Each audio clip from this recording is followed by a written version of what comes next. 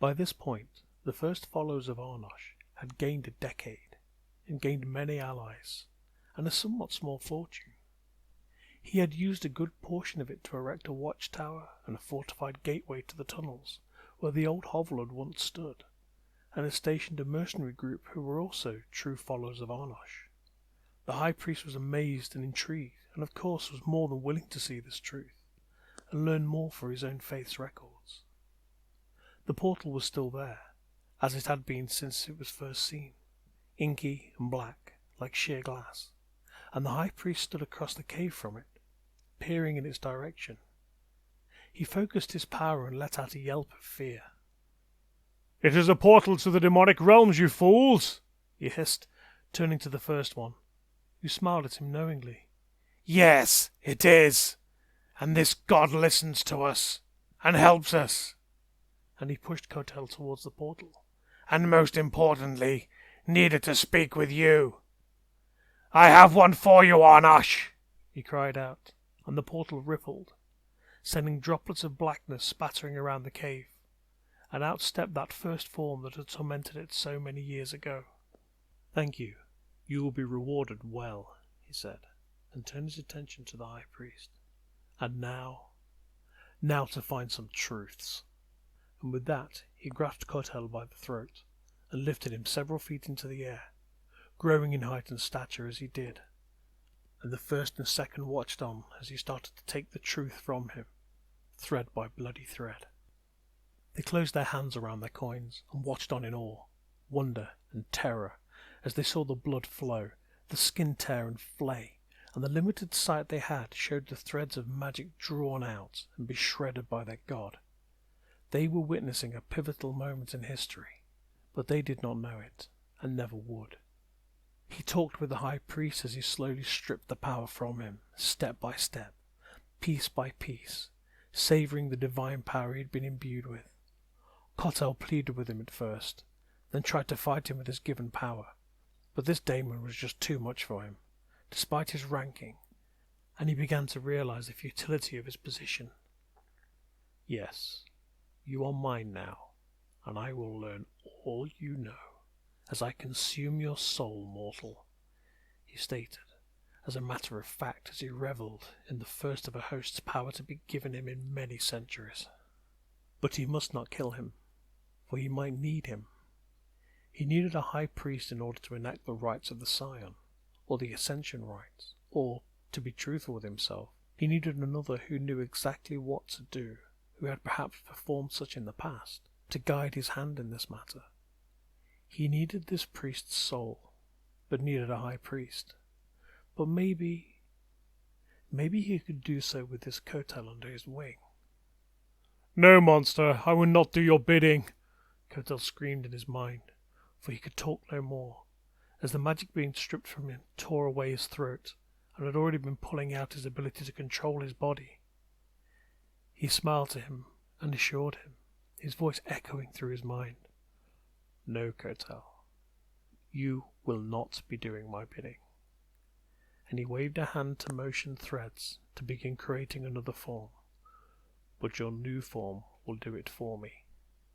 He held Kotel in front of his newly forming duplicate, so he could see, and then he pushed his demonic sight into the remnants of the priest, so he could witness the true horror of this creation, of twisted souls and demons of raw essence, and there he saw something familiar as his life finally ebbed and his consciousness was lost.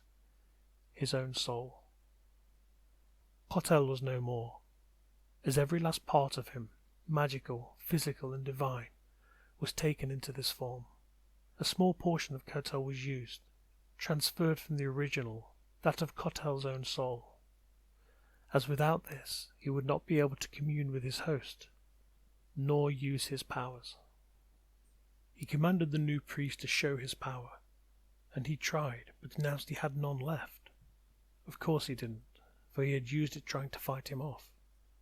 He poured power into the priest, and asked again, and he gifted himself sight, as he had witnessed before. "Good," he said, and nodded to the first and second. "Take him back to the priesthood, and thank them for his truths, for he will be their undoing." and with that the three left the cave and headed back toward the city. Yes, he will indeed be their undoing, he thought, looking back toward them as they left the cave, and I shall take what this one known as Karnef has in time. As the years passed on, the shade of Kotel infiltrated the Karnef temples effortlessly. They could not detect the change, it seemed, as they had not encountered his kind before, and therefore had no knowledge or way to detect or even be aware of such. This agent within this faith gathered a lot of important knowledge about the gods of the realm, and also about the rites, rituals, sacred places, and locations of power, and so much more. In time there came a holy day, whereupon one of the grand high priests of this priesthood came from across the realms to visit the area, and this is when he learnt of the rites he needed, as this priest became his, as Kotel had long ago. The knowledge now secured, all he needed was more agents, and so the Karnef priesthood was slowly drawn to him, one by one, and replaced by his shades, each with a sliver of their soul, so as not to arouse suspicion. This priesthood were the wardens of the dead. They were responsible for the dead of the realms, or more precisely, for the keeping of the dead, and ensuring they were not pulled back from the beyond once their times had come and the rites had been read. They were combatants of the undead, but that aside were peaceful in both war and peace times, at least as long as no one was resurrecting the dead without good reason or against their will. They were, it seemed, by all accounts, bankers of the bodies of the fallen, ensuring that once debts had been paid, they could sleep easy in their eternal rest. Of course, this was only offered to those of their number, or those who sought them out, usually for fear of something after their death, or even due to trying to keep secrets from would-be necromancers and dabblers of the dark arts. For once dead, the will to resist was little at best, but Karnef made their will indomitable. These little priests were perfect, for he could listen to all, and through their powers, which he could use through them, he could also question the dead should he need to, something he had never thought of till now. He was finally getting a foothold.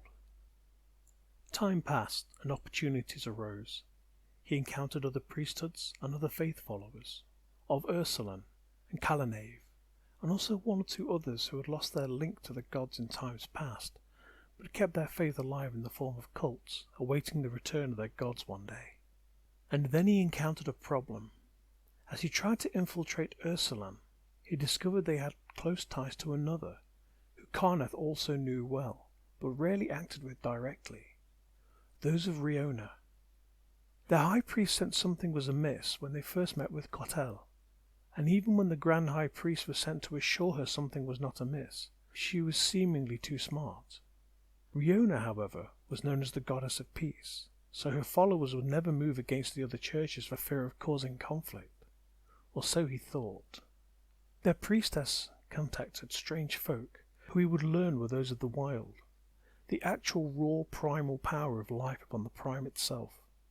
He learned quickly that their priests, known as druids, were able to sense unnatural things, or rather, things that were not native to their realm, their prime, and this was a problem.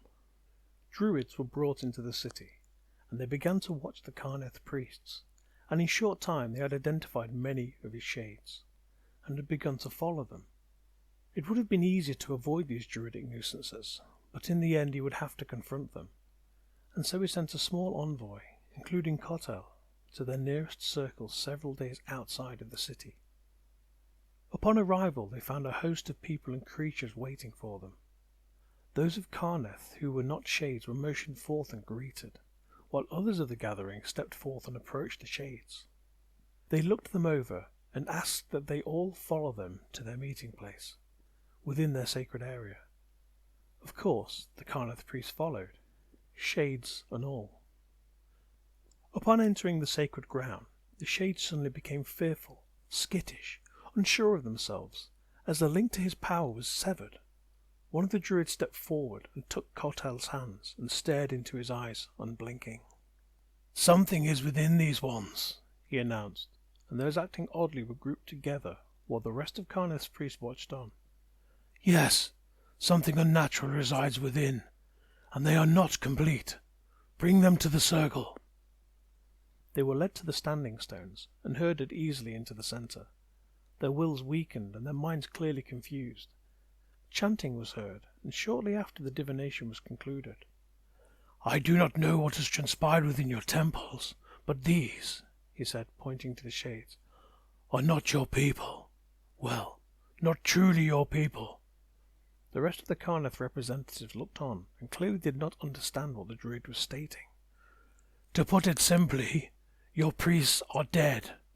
These are impostors. At this point, the shades seemed to gain control of their bodies again, and began shouting at the druid, demanding proof, and denying his divination results. At this point, the druids began to encircle them, and drew forth weapons of wood and bone. The priest's eyes glazed over, and the demonic part came to the forefront, and took over their actions. They leapt forward with speed, attacking the druids with claws they had not had before, as the demonic's eyes showed through, warping the flesh of their host into vicious edges, and hardening their skin to protect their forms. The druids fought back quickly, sending lightning at them, shocking them, searing flesh from them, splitting the unnatural essence with each strike, and capturing it inside fetishes of dedicated bone as they struck home upon them.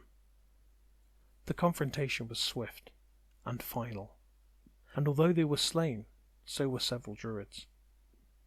The Karnef priests were told quite simply that, You may not take these bodies, as they are not of this world, and asked to leave and spread this word to the priesthood.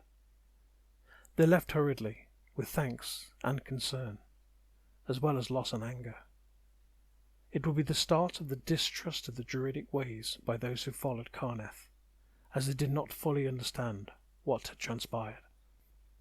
The druids who were slain were committed to the earth, and offerings and ceremonies were performed, and their head druid, who had led the assault and the divination, led them and told them how to see the falsities.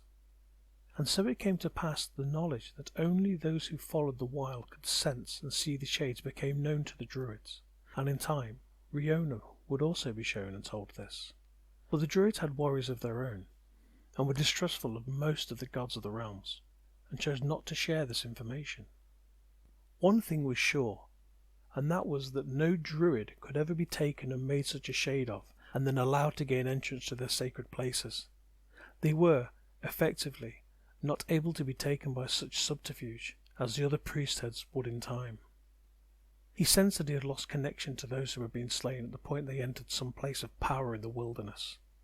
In time, he learned about the druids, and about their ways, and that they could sense his presence. They would be problematic in time, and all he could do was deal with them when the time came.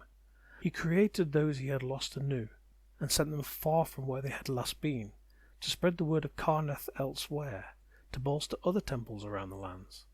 At least their forms were still useful to him.